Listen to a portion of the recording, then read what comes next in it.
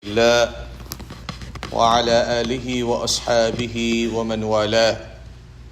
قال الله تعالى بعد أعوذ بالله من الشيطان الرجيم بسم الله الرحمن الرحيم ولا تقتلوا أنفسكم إن الله كان بكم رحيما.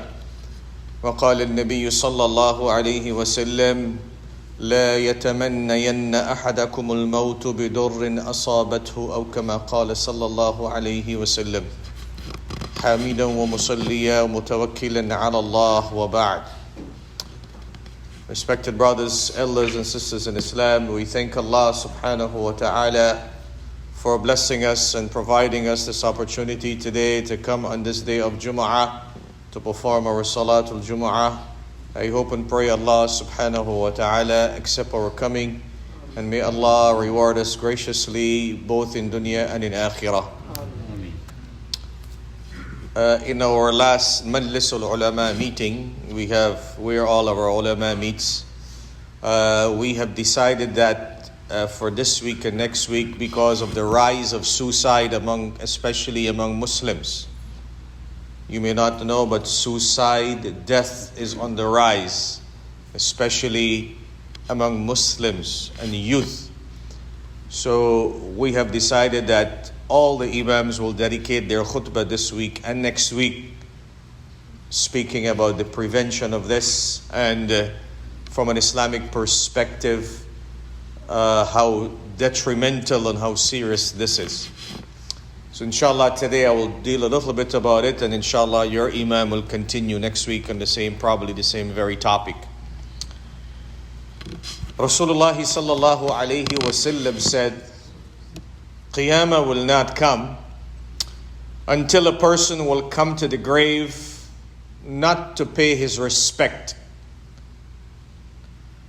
Not to say, okay, I'm coming to greet or to make dua for the inhabitant of the grave, but he would come to the grave to say, Ya laytani kuntu makana sahibi hadha al-qabr. I would wish that I am in your place and you are in my place. What the Nabi of Allah says, a time will come that people will make this remark, that when you go to the graveyard, instead of offering your respect to the deceased, these are the words a person will say. People will be so much filled with trials and fitna that you will prefer to be dead than alive. You will prefer to be in the grave than outside of the grave. Rasulullah sallallahu alayhi wasallam mentions, no one of you should ever desire death because of a calamity or an adversity that comes in his way.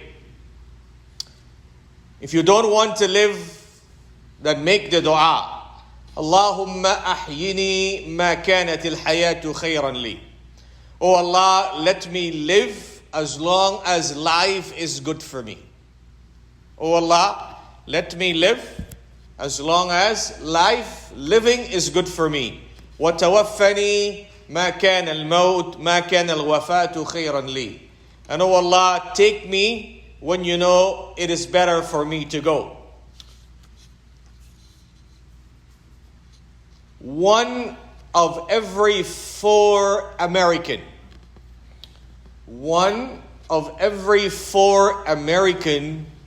is a victim of severe depression today. Depression and anxiety has become a global phenomenon. Globally, it affects the entire world. Depression and anxiety. On an average day in South Africa, 20 to 25 youths commit suicide. 20 to 25 youths on an average day, which means over 7,000 youth commit suicide in an entire year in South Africa. Suicide in Islam, as we know, it's haram. No one can take his life, nor anyone can take the life of another person. No one has the right to play Allah. You cannot become God. Allah subhanahu wa ta'ala is the one who gives life. And Allah subhanahu wa ta'ala is the only one who is responsible to take lives. This life that Allah has given to you and I, this is an amana. This is a trust from Allah subhanahu wa ta'ala to us. We are not allowed to take our own lives. Allah subhanahu wa ta'ala tells us in the Quran, لا تقتلوا أنفسكم. Don't take your own lives. Suicide has become a phenomenon. What is the goal? The goal is to save lives and to save people iman. Suicide is a haram solution to a temporary problem. What is it? A prohibit solution to a temporary problem. According to the CDC, there has been an increase of 33% in suicide than the last 2 decades. This decade that we are living in, there is a rise in suicide with 33% from the previous 2 decades. Suicide death occurs every 11 minutes in the USA. One suicide death occurs when? Every 11 minutes. And for every suicide death, there are at least 20 attempts before that. People make attempts to kill themselves approximately 20 times before they make that final decision. And 1 out of 3 Muslims reports feeling of suicide in therapy.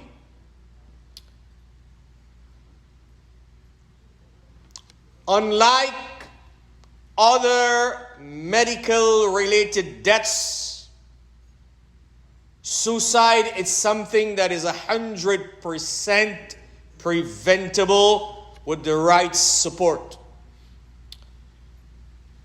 On the last night of the 2 years ago of a ISNA program that they had in Chicago, not this one, the previous one. There was a 13-year-old boy, Muslim. He was at that convention, and it was on a Saturday night. Before the convention comes to an end, this boy went on top of the parking lot and he committed suicide. A 13-year-old. We must understand that Allah subhanahu wa ta'ala cares for us like nobody else cares. Allah always with us when nobody else is with you. Everyone and everything will leave you, but Allah subhanahu wa ta'ala will never ever leave us. Allah reminds us of this concept again and again in the Quran. Human beings like you and I, we need different kinds of treatment. We need different kinds of help and support. When a person is sick, who do you go to? You need to be cured. You are sick, so you need to be cured. Who do you go to for cure? You go to the appropriate doctor, right? For whatever sickness you have, you would go to that appropriate physician for cure.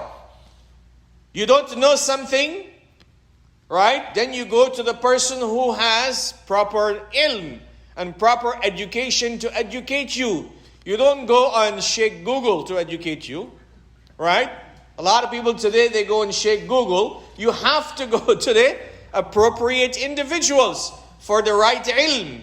When you are lost, then you have to seek the proper guidance. So Allah subhanahu wa ta'ala will never put a person in a situation or in a condition knowing that that individual will fail.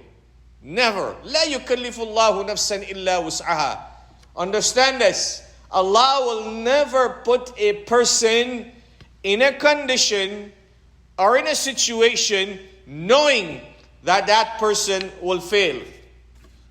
So suicide is on the rise in a manner that is unprecedented. But it is inexplicable. We don't understand why it is happening more today. In this country that we are living in, it is the 12th cause of death of the entire population. You know that? The 12th cause of death is what? Is suicide. In Texas alone, Texas, the suicide rate has risen 30%. 30%. It is now the 11th cause of death in the entire state of Texas. Think about that. You have a lot of people who have cancer. You have a lot of people who have heart attacks and different types of illnesses. But imagine the 11th cause of death in the state of Texas is what? Is suicide. The number one demographics. The number one demographics amongst young people, and especially young men in the age of 11 to 20. They are victims of this. And it is the second highest cause of death amongst men. And anyone who thinks that our community, or our society, or our Muslims, we are safe from this, then we are very far from this reality. We don't understand it. Every few weeks in America here that we are living in, you may not know, there is janazah. There is janazah for people Muslims who commit suicide for whatever reason it may be. For whatever reason. Every few weeks. For the last few months here in Miami, you may not know, but for the last few months here in Miami, there were 5 janazas. 5 janazas of people who were suicidal. They committed suicide. So, it is important as parents, as religious leaders, as imams, as people of the community, to understand the symptoms and the signs of suicide. And it is high time for us to monitor it. When we see a young person, your own child, or one of your beloved one, if you find some of the symptoms that they are going down this path, what do you and I need to do? It is important that first and foremost, we as adults, we as parents, we as community leaders, educate ourselves about these symptoms and signs. One of the main symptoms, as you know, is complete withdrawal from society. Complete isolation. People's mood change rapidly without any reason from one state to the next. When a child starts blaming himself, you start hearing your child saying, "I wish I wasn't alive. The world would have been a better place without me." If you hear your child saying something like that, then that is a time to be concerned. These are symptoms, and these symptoms should ring a bell into our realm. When you hear or you see such things, then you and I need to take it very seriously. Time has changed. It is not like before. Maybe we don't understand why the generation of today, and might be tomorrow, why they are doing this and why they're feeling in this way. You speak to any psychiatrist or any therapist, and they will tell you that the reality of anxiety and depression and the thought of suicide are rising rapidly. Ask any psychiatrist and they will tell you that. So, it is time for us to educate ourselves and educate the next generation, which includes our own children. And we as adults should understand these signs. understand very clearly that suicide is a very diagnosable, it can be easily diagnosed. If we catch it in time and the symptoms in time, it is easily diagnosable. It is a sickness of the mind. A sickness of what? It is a sickness of the mind. Do not dismiss it. And when you find someone going down that path, engage them, talk to them, show them, make them feel that they are wanted and they are loved. When a child feels that I am not wanted among my peers, so to say, or I'm not loved among my family, right? This tends to ignite those symptoms. So we got to be very, very careful, right? There was one young man who wanted to end his life. But he said, I know that my mother loved me and it will cause her pain if I do something like that. So I don't want to hurt her. So in order not to cause pain to his mother who loved her, he desisted and he prevented himself from committing that act.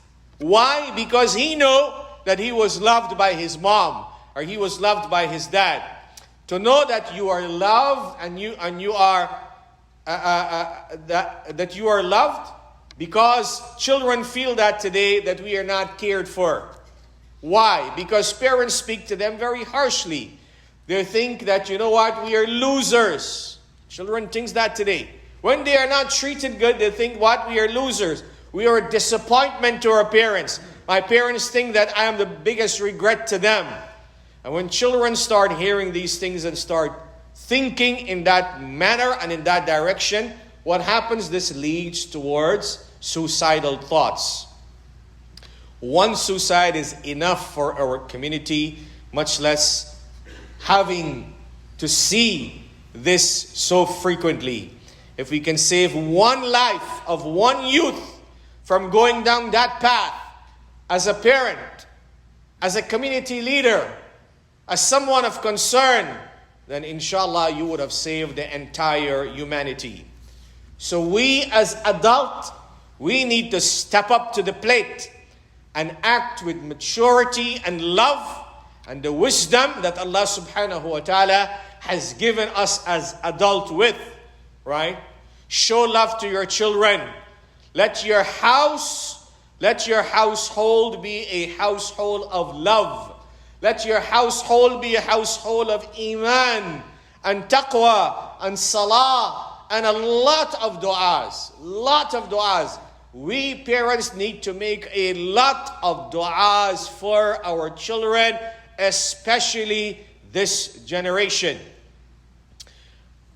Rasulullah sallallahu alayhi wasallam taught us of a dua in the ahadith. Many of us probably read it. What is it? Allahumma inni a'udhu bika min al-ajzi wal-kasli wa min al-hammi wal-huzni. Oh Allah, I seek refuge in you from ajz. What is that? Weakness. I seek refuge in you, O Allah, from weakness, wal-kasl, and from lethargicness, from laziness, wal-ham wal-huzn. And I seek refuge in you, O Allah, from sorrow and grief. You know, ham and huzn, they are different. In Arabic, both are used, but they are different. Ham is about the future. Ham is about the future. And huzn is about the past, which is depression and anxiety. Wal-bukhli wal-jubn. And we seek refuge in Allah subhanahu wa ta'ala from miserliness and stinginess. One sahabiya, one lady, she come to the Nabi of Allah sallallahu alayhi wasallam, and she said, "O Prophet of Allah, I have a mental condition." What she said? "Ya Nabi of Allah, you know, right, what is going on with people's mental health today that is causing a lot of things to happen, right? When someone shoots someone, they say, oh, he is something wrong with him mentally, right?" So this female sahabiya, she comes to the Nabi of Allah sallallahu alayhi wasallam and she said, "Ya Rasulullah, I have a problem. I have a mental condition where sometimes I lose control over myself." How does that happen? O Nabi of Allah, can you make dua to Allah subhanahu wa ta'ala for me and ask Allah to cure me? What happens? She loses control over herself and then her clothing gets open, so to say. Right? So, O Nabi of Allah sallallahu alayhi wa sallam, make dua to Allah subhanahu wa ta'ala for me that Allah cure me. So Rasulullah sallallahu alayhi wa sallam told her, you have two options. Either, option number one, I can make dua for you right away, and Allah subhanahu wa ta'ala can give you cure.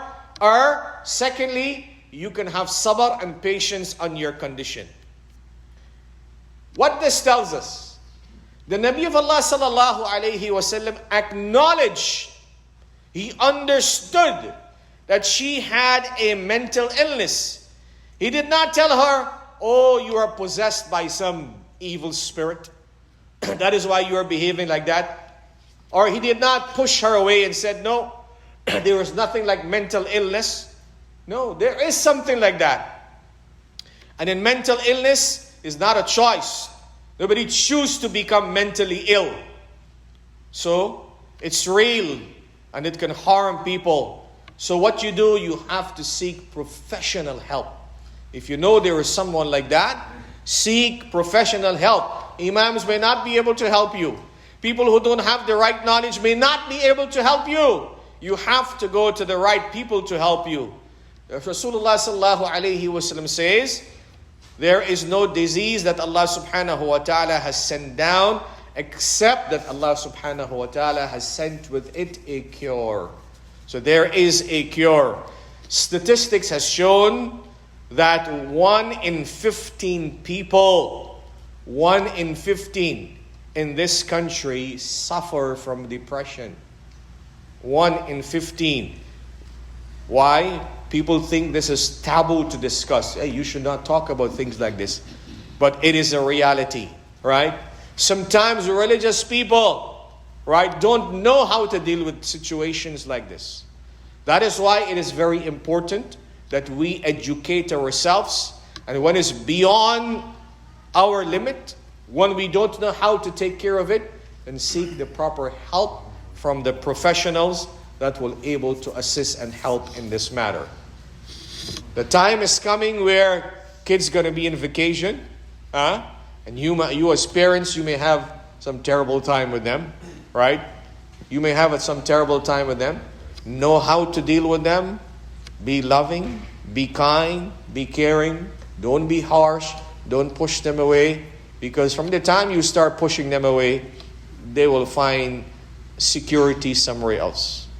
They will fortify themselves somewhere else. And when that somewhere else be, you and I may not know. So be more nice, be more polite, be more kind, and protect yourself and protect our children of tomorrow, inshallah.